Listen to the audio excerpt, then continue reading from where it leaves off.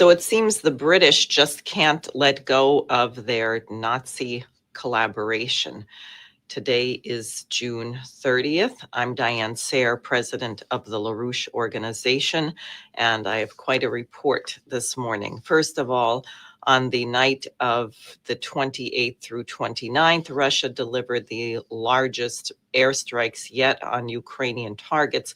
This is coming after the NATO conference, which was kept very brief, where nothing was said about Ukraine whatsoever, because President Trump clearly, in some way, is still working to normalize relations with Russia, and President Putin at the Eurasian Economic Union conference made comments to that effect, and that he appreciated the courage of the American president.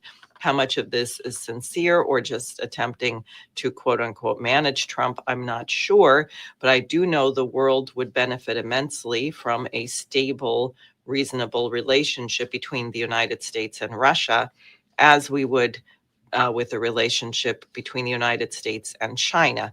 But let me tell you what happened on the night going into the 29th, going into yesterday. Ukraine's Air Force said Russia fired a staggering 537 aerial weapons in a single overnight barrage, including 477 explosive drones and decoys and 60 missiles. The Russians say they did use the Kinzhal hypersonic missile, and they weren't just targeting drone factories, but also a major oil refinery in Kremenchuk, which is the refinery which has been nationalized by Zelensky to provide fuel for military vehicles. So clearly, this would be a major blow to the Ukrainian economy, to their ability to continue their war fighting. Now, for their part, what are the British proposing? Well, they have an outfit called the Council on Geostrategy, and it put forth a document which has two forewords, one signed by Michael Fallon, the former British defense minister, and the other signed, unfortunately, by an American, retired Admiral Harry Harris, former commander of the U.S. Pacific Command, who also served in Trump's first administration as his ambassador to South Korea.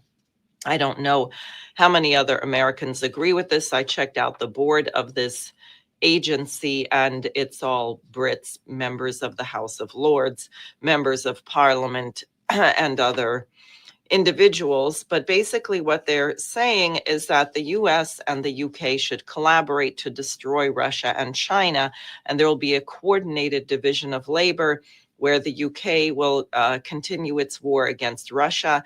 I think this is part of what these F-35 nuclear-capable bombers are about, that Britain will purchase from the United States so they can launch nuclear strikes without having to ask us first. And the US is supposed to concentrate on war with China, destroying China, luring China into invading Taiwan, or who knows what, as if you could even say that, as Taiwan is officially recognized by the United States as part of China, which it is. Now, so this, I would say, is somewhat alarming. People should be aware of it, especially in light of the Operation Unthinkable that Richard Freeman went through, exposed on the symposium a couple of weeks ago. Otherwise, there seems to be a commitment to put people who are sympathetic to the Nazi cause in positions of power all over the world. We had not just Chrystia Freeland, remember, the Deputy Prime Minister of Canada formerly, whose grandfather was a hardcore Ukrainian Nazi. And remember that embarrassing scene in the Canadian Parliament where everyone was applauding a Waffen-SS officer. Actually, they gave him a standing ovation while Volodymyr Zelensky was visiting. How appropriate. Well, apparently the new head of the MI6, Blaise Metroweli, had a grandfather who was a notorious Ukrainian war criminal, who became a major Nazi informant, and he had a nickname as the Butcher, or Agent Number 30 from the Wehrmacht. He was described as the worst enemy of the Ukrainian people. And they have accounts of him looting the bodies of Holocaust victims and laughing at sexual assault of female prisoners. Now, Maria Zakharova, the spokeswoman for the Russian Foreign Ministry, took note of this, and she posted on Telegram June 28th that someone, quote, someone is deliberately and consciously placing descendants of Nazis in leadership positions in the countries of the collective West. She said the internet had exploded with news that the grandfather of the new head of British intelligence, Blaise Metraweli, Konstantin Dobrovsky, was a Ukrainian Nazi and war criminal in World War II. She said if researchers have identified the right Dobrovsky, archival materials preserved his confession. He said, quote, I personally took part in the extermination of Jews near Kiev, unquote. His documents include letters ending with the Nazi greeting, Heil Hitler. Now, the British Foreign Office quickly jumped to defend their new MI6 chief, saying that she neither knew nor ever met her paternal grandfather. And they say Blaise's ancestry is characterized by conflict and division, as is the case for many with Eastern European heritage, only partly understood. Well, interestingly, she has not renounced this background of her family. And Zakharova then made the point that there are a number of such people. Friedrich Merz, whose father and actually grandfather voted in favor of the famous Note for Ordnung in the German Reichstag, giving Hitler dictatorial powers. Annalena Baerbock, whose grandfather was on the side of the Nazis in the military. I already mentioned Chrystia Friedman, Salome Zorabchvili, and now Maria Zakharova said we can add Blaise Metraweli to that list.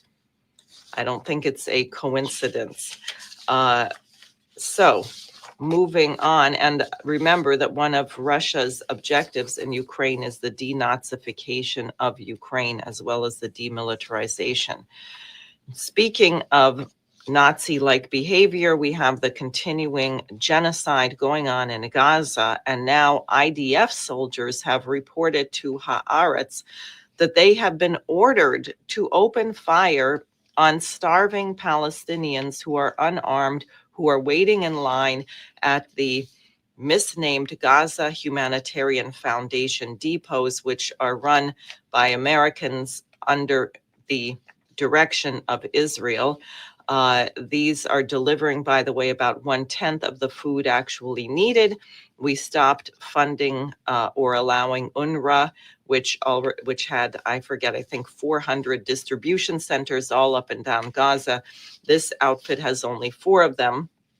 And in Haaretz, they say conversations with officers and soldiers reveal that commanders ordered troops to shoot at crowds to drive them away or disperse them. They say at least 549 people have been killed trying to get food, and 4,000 others have been injured. And there is a military body in Israel that is looking into this and looking into the question of war crimes. Apparently, these distribution centers run out of food so quickly they're only open for 1 hour. And if people arrive early, they are fired at. They quote a soldier, "It's a killing field. Where I was stationed, between 1 and 5 people were killed every day. They're treated like a hostile force. No crowd control measures, no tear gas, just fire with everything imaginable. Heavy machine guns, grenade launchers, mortars. Then, once the center opens, the shooting stops and they know they can approach. Our form of communication is gunfire." He said, "We open fire early in the morning if someone tries to get in line from a few hundred meters away, and sometimes we just charge at them from close range. But there is no danger to our forces. These people are unarmed and starving civilians." Uh, he said that the activity by the IDF is named Operation Salted Fish, which is the Israeli version of the children's game Red Light, Green Light, which gets to another point. Apparently, Netflix is going to revive Squid Games, which uses exactly that children's game, Red Light, Green Light, with a murderous doll that shoots contenders if they happen to move when it's red light. And I think this kind of onslaught against the population through media, through videos, video games, movies, film, social media, etc., is designed to get people to tolerate this.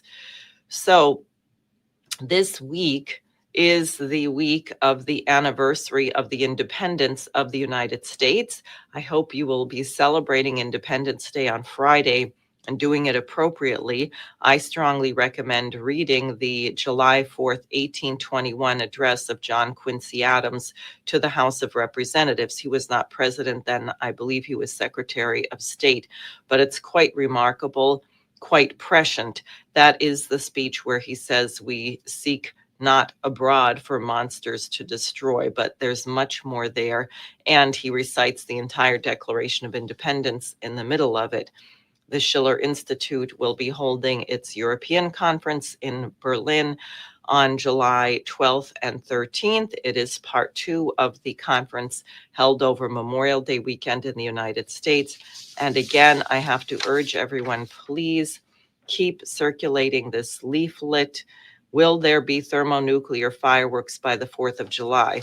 While the ceasefire between Israel and Iran seems to be holding for the moment, I think it is very unpredictable. And unless we move into a new security and economic architecture, there really is no guarantee that we will have peace in the future.